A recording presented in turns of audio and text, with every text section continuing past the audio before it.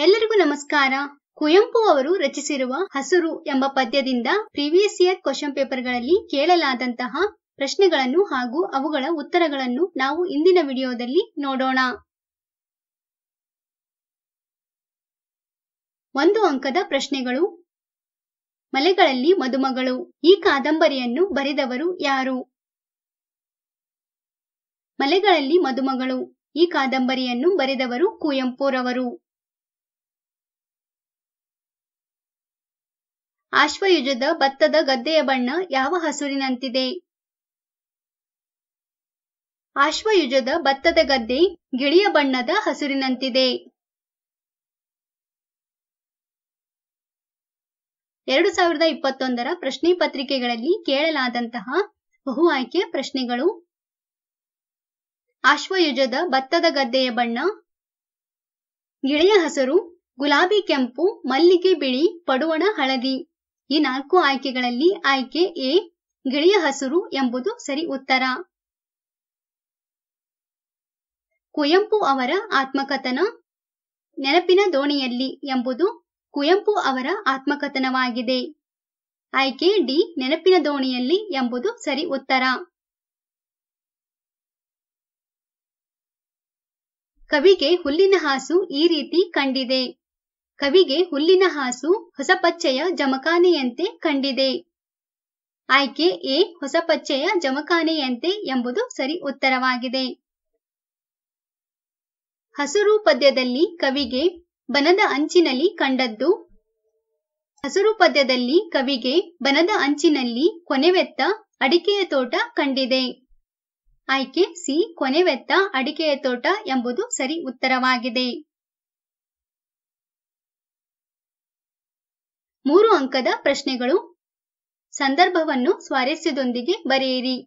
ಇದರಲ್ಲಿ ಮೊದಲನೇ ವಾಕ್ಯ ಹಸುರೊತ್ತಲ್ ಹಸುರಿತ್ತಲ್ ಹಸುರೆತ್ತಲ್. ಈ ವಾಕ್ಯವನ್ನು ಕುವೆಂಪುರವರು ರಚಿಸಿರುವ ಪಕ್ಷಿಕಾಶಿ ಎಂಬ ಕವನ ಸಂಕಲನದಿಂದ ಆಯ್ದ ಹಸುರು ಎಂಬ ಪದ್ಯದಿಂದ ಆರಿಸಿಕೊಳ್ಳಲಾಗಿದೆ. ಈ ವಾಕ್ಯದ ಸಂದರ್ಭ ಕುವೆಂಪು ಅವರು ಮಲೆನಾಡಿನ ಕುಪ್ಪಳ್ಳಿಯ ಕವಿಶೈಲದಲ್ಲಿ ಆಶ್ವಯುಜ ಮಾಸದ ನವರಾತ್ರಿಯ ಸಂದರ್ಭದಲ್ಲಿ ಪ್ರಕೃತಿಯಲ್ಲಿ ಹೆಪ್ಪುಗಟ್ಟಿದ ಹಚ್ಚ ಹಸುರಿನ ಸೌಂದರ್ಯದ ಅನುಭವವನ್ನು ಅನುಭವಿಸುತ್ತಾ ತಲ್ಲೀನರಾಗಿರುವುದನ್ನು ವರ್ಣನೆ ಮಾಡುವ ಸಂದರ್ಭದಲ್ಲಿ ಈ ಮೇಲಿನ ಮಾತು ಬಂದಿದೆ.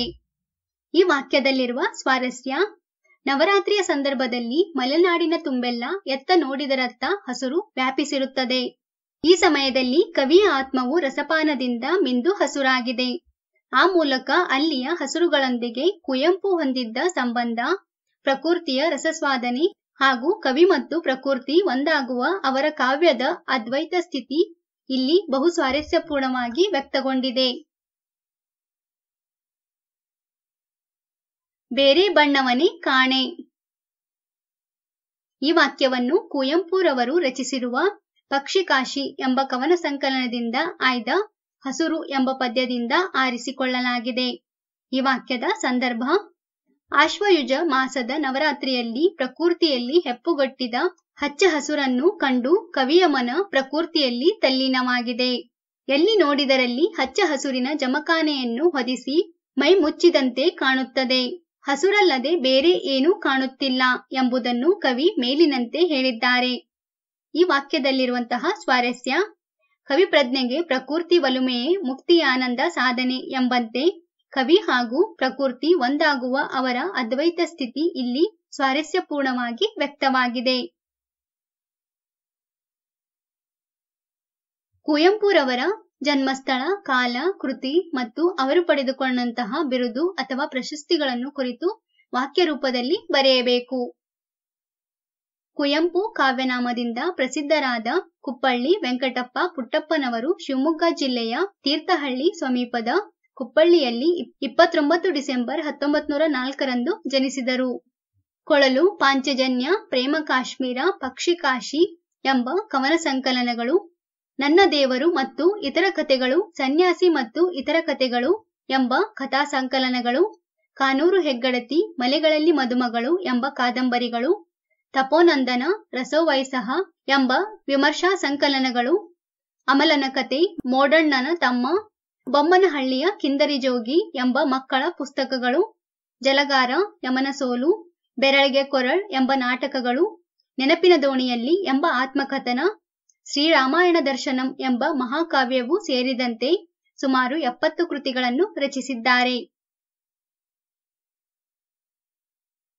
ಇವರು ತಮ್ಮ ಸಾಹಿತ್ಯ ಕೃಷಿಗಾಗಿ ಕೇಂದ್ರ ಸಾಹಿತ್ಯ ಅಕಾಡೆಮಿ ಪ್ರಶಸ್ತಿ, ಭಾರತೀಯ ಜ್ಞಾನಪೀಠ ಪ್ರಶಸ್ತಿ, ರಾಷ್ಟ್ರಕವಿ ಪಂಪ ಪ್ರಶಸ್ತಿ, ಪದ್ಮವಿಭೂಷಣ, ಕರ್ನಾಟಕ ರತ್ನ ಪ್ರಶಸ್ತಿಗಳಿಗೆ ಭಾಜನರಾಗಿದ್ದಾರೆ. ಇದರೊಂದಿಗೆ ಮೈಸೂರು, ಬೆಂಗಳೂರು, ಕರ್ನಾಟಕ, ಗುಲ್ಬರ್ಗಾ ವಿಶ್ವವಿದ್ಯಾನಿಲಯಗಳು ಗೌರವ ಡಾಕ್ಟರೇಟ್ ಪದವಿಗಳನ್ನು ನೀಡಿ ಗೌರವಿಸಿದೆ.